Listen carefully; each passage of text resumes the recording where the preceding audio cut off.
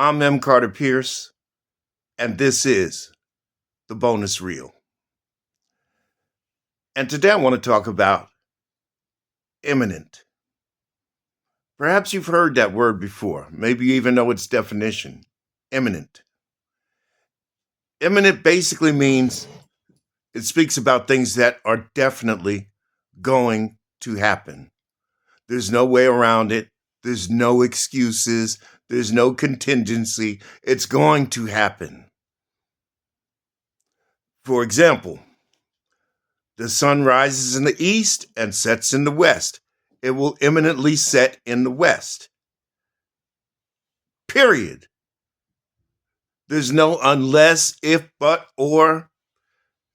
It's imminent. And the United States of America, under Donald Trump, will imminently not survive for another 36 months.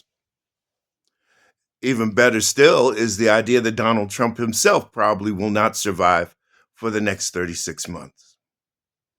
But let's look at the bigger picture. I always like to look at the bigger picture. Here's the bigger picture. Donald Trump came into power, and wrongly so in my book, because of the 14th Amendment, which is self-executing. There is going to be an article in the UPenn Law Journal this month. It's going to be published that proves that the 14th Amendment, Section 3, is self-executing, and Donald Trump could not hold the office of president. What they'll do with it, God only knows.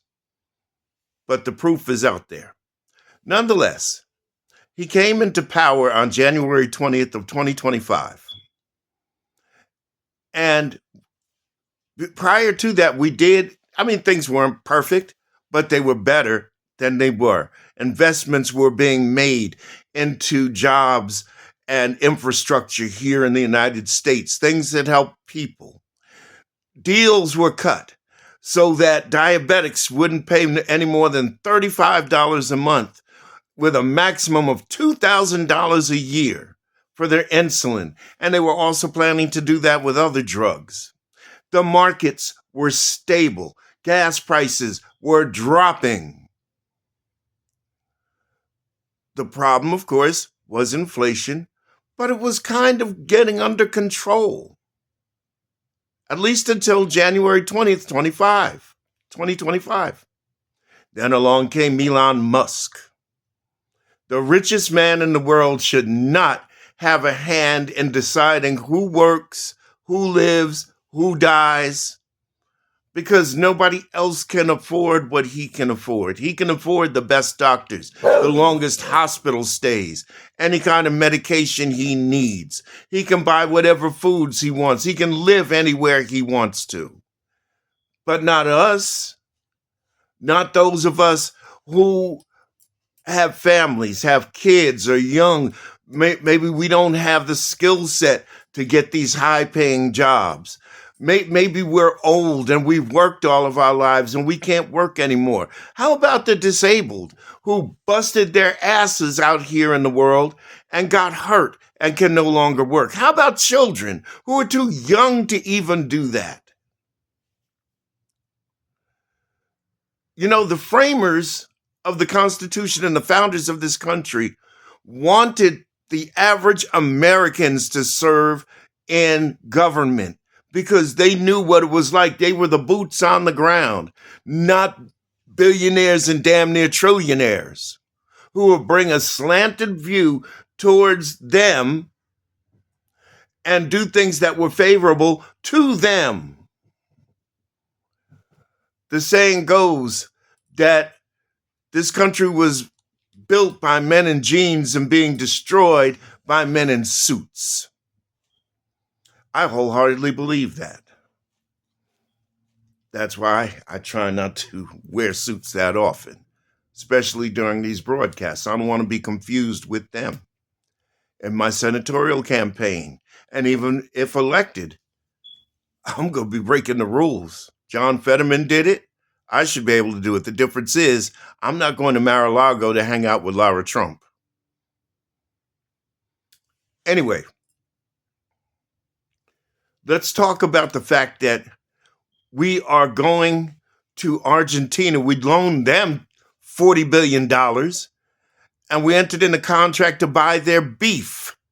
What about the cattle farmers here? They campaigned on America First, building things in America, getting things done, selling it to the world. But you're buying beef from Argentina? What about our cattle farmers here?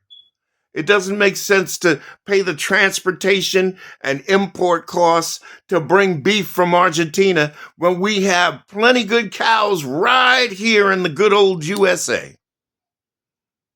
How about the fact that the government is shut down because they want to take away the Affordable Care Act, or Obamacare, if you will, the tax subsidies? Insurance bills are tripling. Yes, this was built into Trump's, big, beautiful piece of shit. We have a problem. And now he wants to frame it as all a Democrat thing because he hates Democrats for whatever reason, even though he used to be one. He wants to frame it that way, as a Democrat shutdown, when the bottom line is Republicans control the House, the Senate, and the White House.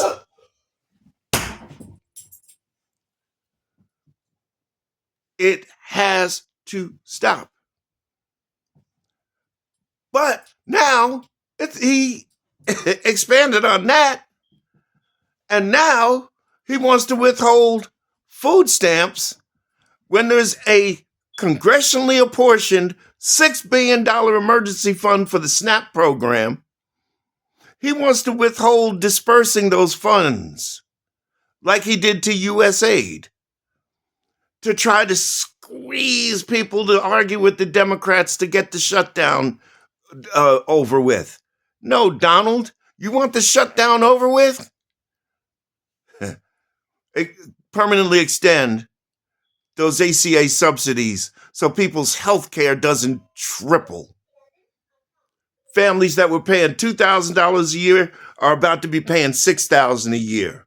People that are paying $500 for a couple every month are going to be paying $1,400 for a couple every month. America first, though, right? He's alienated our allies. Every single one of them. He's imposed illegal tariffs, which makes us untrustworthy and nobody wants to deal with us. The things he's doing domestically, manufacturing emergencies, racially profiling Latinos, and locking them up under the guise that they're Trendiaragua, which nobody knows. But studies have shown already that 90% of the people that ICE have taken off of the streets, those people have no criminal history. And their immigration status still hasn't been released. Look at the vindictive prosecutions against Kilmar Abrego Garcia, James Comey, Letitia James, John Bolton, and God knows who's next. Probably Jack Smith. That's who I'm betting on. Because Trump said, I am your vengeance. Well, Donald, if the Bible is your favorite book, then you should know vengeance is the Lord's, not yours. This behavior is destroying this country from the inside out.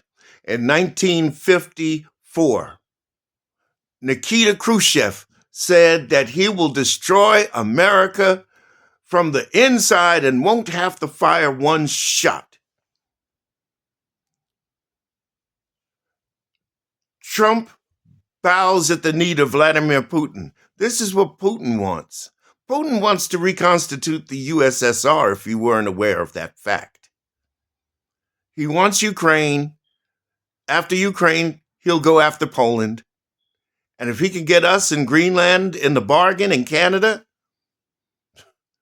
it'll be a great day for Putin, but a lousy day for us.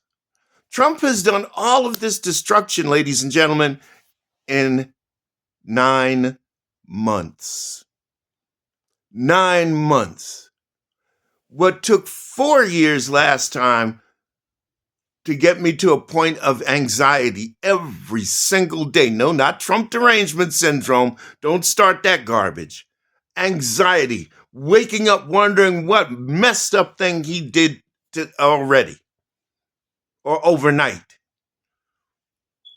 Anxiety has now been put in place in 9 months.